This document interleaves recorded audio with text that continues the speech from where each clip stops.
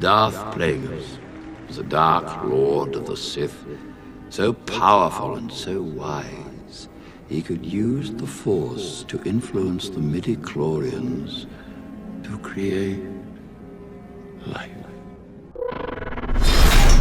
We would be honored if you would join us. In The Phantom Menace, slightly before Darth Maul's death, Palpatine killed his master. Now I've done many videos on Plagueis and his role with Palpatine, so I won't go into that for this video. Rather, today we will go over the novelization of just exactly how Palpatine killed his master, what he saw, and his entire dialogue with him as he died. It gets pretty dark. Let's dive straight into the Legends book Darth Plagueis by James Luceno. This video is long, but it's really interesting and shows us a side of Palpatine we never got to really see before his rise to power. How he was so conniving and numb to everyone but his own desire to become emperor and reach unlimited power. Now, I will do my best to impersonate Palpatine's voice, which is harder than his low, raspy Sidious voice. The scene we're about to enter takes place just after Palpatine and Plagueis retire to the Caldani Spire Suite to celebrate in their pre-victory of Palpatine becoming Chancellor tomorrow. Palpatine fed his master bottles of wine until the moon creature became so intoxicated he waved in and out of a drunken sleep. Alright, let's begin. He grabbed the cloak he had draped over a chair. Swirling it around himself, he started for the door, only to stop shortly before he reached it, turning and stretching out with the Force. He glanced around the room as one might to fix a memory in the mind. Briefly, his gaze fell on the droid, its glowing photoreceptors whirring to regard him in evident curiosity. A look of sinister purpose contorted Sidious's face. Again, his eyes darted around the room, and the dark side whispered, "Your election assured. The sun guards absent, Plagueis, unsuspecting and asleep." And he moved in a blur. Crackling from his fingertips, a web of blue lightning ground itself on the moon's breathing device. Plagueis' eyes snapped open, the Force gathering in him like a storm, but he stopped short of defending himself. This being who had survived assassinations and killed countless opponents merely gazed at Sidious, until it struck him that Plagueis was challenging him. Confident that he couldn't be killed, and in denial that he was slowly suffocating, he might have been simply experimenting with himself, actually courting death to put it in its place. Momentarily taken aback, Sidious stood absolutely still. Was Plagueis so self-deluded as to believe that he had achieved immortality? The question lingered for only a moment. Then Sidious unleashed another tangle of lightning, drawing more deeply on the dark side than he ever had. "Let's go over the second part of the speech, shall we?" he said, smoothing his tousled cloak. "You useless old fool." With a snarl, he threw the cloak back behind his shoulders and leaned towards Plagueis, planting his palms on the low table that was now puddled with spilled wine. "It was Higo Damask as Darth Plagueis who came to Naboo, determined to suck the planet dry of plasma and set the Trade Federation up at its overseers. It was Higo Damask as Plagueis who then set his sights on a seemingly confused young man, and, with meticulous skill, manipulated him into committing patricide, matricide, fratricide. Darth Plagueis, who took him as an apprentice, sharing some of his knowledge but withholding his most powerful secrets, denying the apprentice his wishes as a means of controlling him, instilling in him a sense of murderous rage, and turning him to the dark side." Sidious stood to his full height, glaring. "It was Plagueis who criticized the early efforts of his apprentice, and who once choked him in a demonstration of his superiority. Plagueis who denigrated him in private for hiring an inept assassin to carry out the murder of Senator Kim, and yet who allowed himself to be tricked by the Gran and nearly killed by mercenaries. Plagueis, who turned away from the grand plan to focus entirely on himself in an egotistical quest for immortality. Plagueis, who had the temerity to criticize his apprentice for having inculcated too much pride in the assassin he had trained.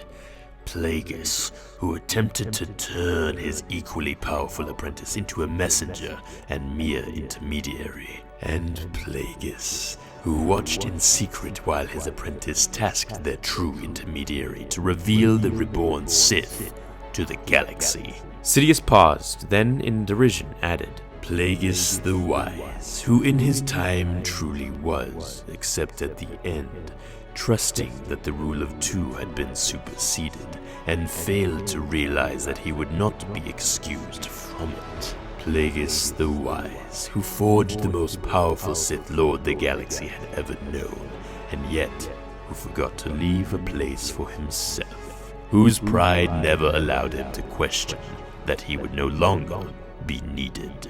Still struggling for breath, Plagueis managed to stand, but only to collapse back onto the couch, knocking a statue from its perch. Sidious moved in, his hands upraised to deliver another bolt, his expression arctic enough to chill the room. A force storm gathered over the couch, spreading out in concentric rings to wash over Sidious and hurl objects to all corners. In the center of it, Plagueis' form became anamorphic, then resumed shape as the storm began to wane. Sidious' eyes bored into the moons. How often you said the old order of Bane had ended with the death of your master. An apprentice no longer needs to be stronger, you told me, merely more clever. The era of keeping score, suspicion, and betrayal was over. Strength is not in the flesh, but in the Force. He laughed. You lost the game on the very first day you chose to train me to rule by your side, or better still, under your thumb. Teacher, yes, and for that I will be eternally grateful, but master, never. Sidious peered at Plagueis through the Force. Oh, yes, by all means, gather your midichlorians, Plagueis. He held his thumb and forefinger close together. Try to keep yourself alive while I choke the life out of you. Plagueis gulped for air and lifted an arm toward him. There's the rub you see, Sidious said in a philosophical tone. All the ones you experimented on, killed, and brought back to life. They were little more than toys. Now, though, you get to experience it from their side, and look what you discover. In a body that is being denied air, in which even the Force is failing. Your own midichlorians can't accomplish what you're asking of them. Hatred stained Sidious's eyes. I could save you, of course, return you from the brink as you did Venomous. I could retask your body to repair the damage already done to your lungs, your hearts, and your aged brain, but I'll do no such thing. The idea here is not to drag you back at the last moment, but to bring you to death's door and shove you through to the other side. A tragedy, really, for one so wise, one who could oversee the lives and deaths of all beings, except himself. The Mun's eyes had begun to bulge, his pale flesh to turn cyanotic. You may be wondering, when did he begin to change? The truth is that I haven't changed, as we have clouded the minds of the Jedi. I clouded yours. Never once did I have any intention of sharing power with you. I needed to learn from you, no more, no less. To learn all of your secrets, which I trusted you would eventually reveal. But what made you think that I would need you after that? Vanity, perhaps. Your sense of self-importance. You've been nothing more than a pawn in a game played by a genuine master. The Sithari. A cruel laugh escaped him. Reflect back on even the past few years, assuming you have the capacity. Yinkor, Dovala, Iriadu, Maul, the Nemodians, Naboo, an army of clones, the fallen Jedi, Dooku. You think these were your ideas, when in fact they were mine. Cleverly suggested to you so that you could feed them back to me. You were far too trusting, Plagueis. No true Sith can ever really care about one another. This has always been known. There is no way but my way. Sidious's eyes narrowed. Are you still with me, Plagueis? Yes, I detect that you are, though barely. A few final words, then? I could have let you die in the Forbosi district, but I couldn't allow that to happen, that there was still so much I didn't know. So many powers that remained just outside my reach. And as it happened, I acted wisely in rescuing you. Otherwise, how could I be standing here and you be dying? For even after all you taught me, I might not have been able to take the final steps of the Chancellorship without your help in manipulating the Senate and bringing into play your various and sundry allies. If it's any consolation, I'm being honest when I say that I could not have succeeded without you. But now that we've won the race, I have no need for a co-chancellor. Your presence, much less your unnecessary counsel, would only confuse matters. I have Maul to do what the risk of discovery might not allow me to do, while I execute the rest of the grand plan. Growing an army, fomenting rebellion, and fabricating intergalactic war, corraling the Jedi and catching them unawares. Rest easy in your grave, Plagueis. In the end, I will be proclaimed Emperor. The Sith will have had their revenge, and I will rule the galaxy. Plagueis slid to the floor and rolled face down. Death rattled his lungs, and he died. 114D started to approach, but Sidious motioned for it to stop. We're going to have to find you a new home and a new body, droid. 114D looked once at the moon, then at Sidious. Yes, Master Palpatine. Sidious moved to the window, then turned to regard the murder scene. Ego Damask would appear to have died because of a malfunction of the breathing apparatus. He would have the droid alert the medtechs, but no autopsy would be performed, and no inquest would follow. Senator Palpatine might garner even greater sympathy. His delight in being elected to the Chancellorship diminished by the sudden death of a powerful financial ally. Sidious moved back into the room to take a closer look at Plagueis. Then, after a long moment, he returned to the window and pulled the drapes aside. His spirit soared, but briefly. Something was shading his sense of triumph, a vague awareness of a power greater than himself. Was it Plagueis reaching out from the far side of death to vex him? Or was the feeling a mere consequence of hypothesis?